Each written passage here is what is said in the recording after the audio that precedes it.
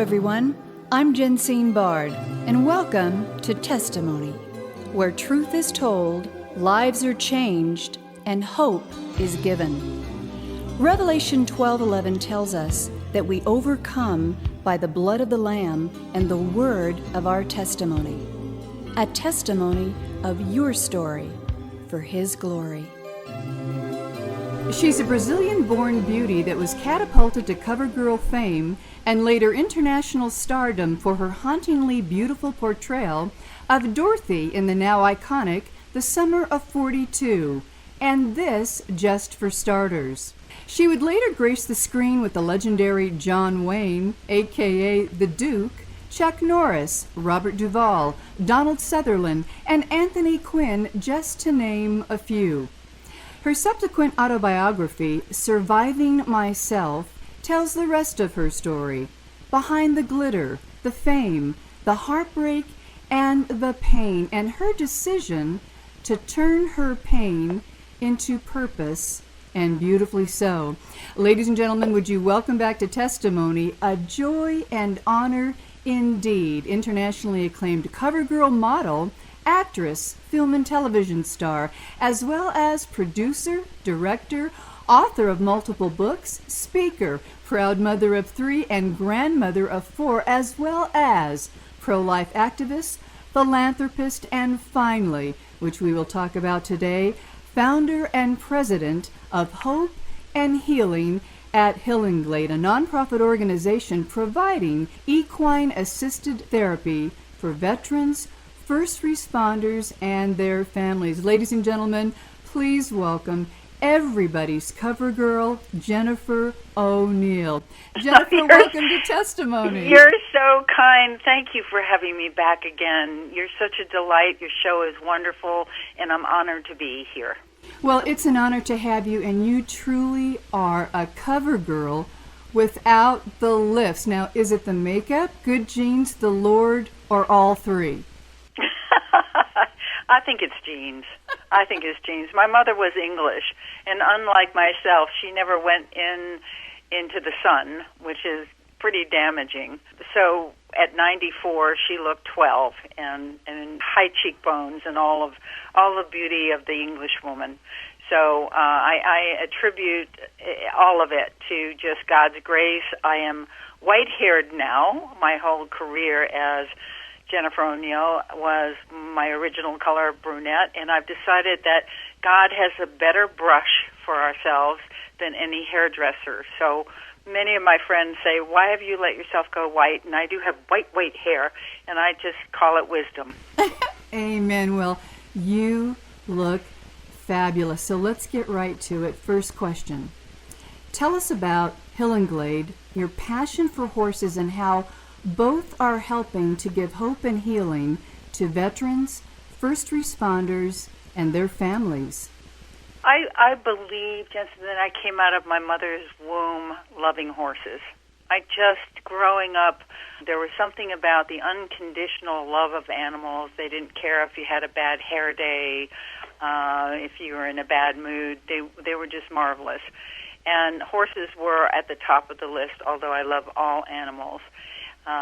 My parents did not, being city individuals from London and New York City, didn't understand that in me, so I grew up sort of feeling invisible. My parents were old school, so kids should be in the background, not heard, seen but not heard. And so I started working at 15 to model, which was painful for me because I was extremely shy. But when they moved into the city when I was 14, after some trauma, somebody suggested I might go to Eileen Ford's modeling agency, which I didn't know, but of course was the top of the line, was accepted and started to work to get my horses, giving you some background, a little bit of how God recycles dreams. I'm 71 now, and for the last 10 years, have a farm with my husband of 24 years, amazingly so,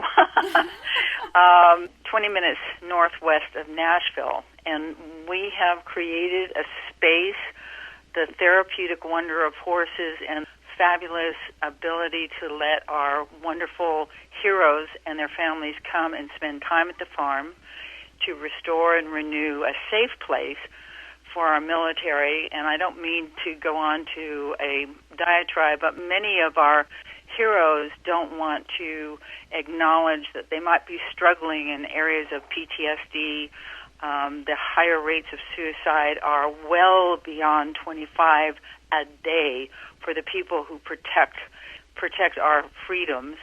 And we in the private sector have to step up the divorce rate within those family units, because anyone who's serving, their entire family is serving. So I was drawn to that theme, starting with my dad way back when. From inception, my dad was a bona fide war hero. And I have to keep remembering that he was only 22 or 23 when he was a captain of a B-17 in World War II, shot down on his second-to-last mission, and was in the prison camp that they made the movie about, The Great Escape, for 2.5 years, went back to London to get his bride, and then whisk her off to Brazil. All very romantic it was to me. And I grew up with Victory at Sea on TV. Your older listeners might remember that. War at that time, World War II, the enemy was very clear and defined, and everyone was a hero. So I grew up with a dad that I read about in school and books. He was really, as I said, a bona fide hero. I, of course, wanted to have a husband like my dad. Don't all little girls. So I married into military, and later found with my third child that his father, who I married twice, Vietnam Marine, is 100% disabled from PTSD. So when we were married, we didn't even know what PTSD meant. It's been called all kinds of different names over the years, but it's finally being recognized as a real issue within our heroes, many of whom today are coming home, and the family unit is suffering, the individuals are suffering, and as I mentioned before, the suicide rate is insane. So given that, I know what my horses had done for me over the years. Even in Israel since the 1980s, it has been documented that equine-assisted therapy, especially with PTSD and issues of that deep nature, physical, emotional, have been so successful. So we opened our farm, my husband and I, in 2010, and stopped showing horses and breeding horses. That was my prize. And God, as I said earlier, recycled my dreams into opening our doors and inviting everyone in to have celebrations, retreats, and now deeper healing with the therapeutic horses. Ladies and gentlemen, you're listening to actress, author, and founder and president of Hillenglade.org, Jennifer O'Neill. Jennifer, give us an example of one of your most stirring stories to date of horse therapy and recovery. Good question, my friend. There are so many. Let me preface my next statement by saying that horses are incredibly therapeutic by nature. God was in a good mood when he made a horse. Jesus is coming back on a horse. So they are large, amazing animals. Unlike dogs, they are prey animals and herd animals. So unless a dog has been abused, they're going to come up to you, wag their tail, and say hi. But a horse is always going to check you out first and see if you're going to hurt them. So what a horse requires is a relationship. And when we work with the horses in a therapeutic manner, we work with them in regard to creating that relationship. And that calls upon communication, trust, physical demeanor, being present at the time. Many PTSD sufferers find it difficult to be present at the time. It's hard not to be present at the time with a 1,500-pound animal in front of you. Wow. They're looking at you, you're looking at them, and there is a beautiful bond to be had. So some of the stories are amazing, and they continue to be so. Right as we speak, we're hosting the USO for the second year.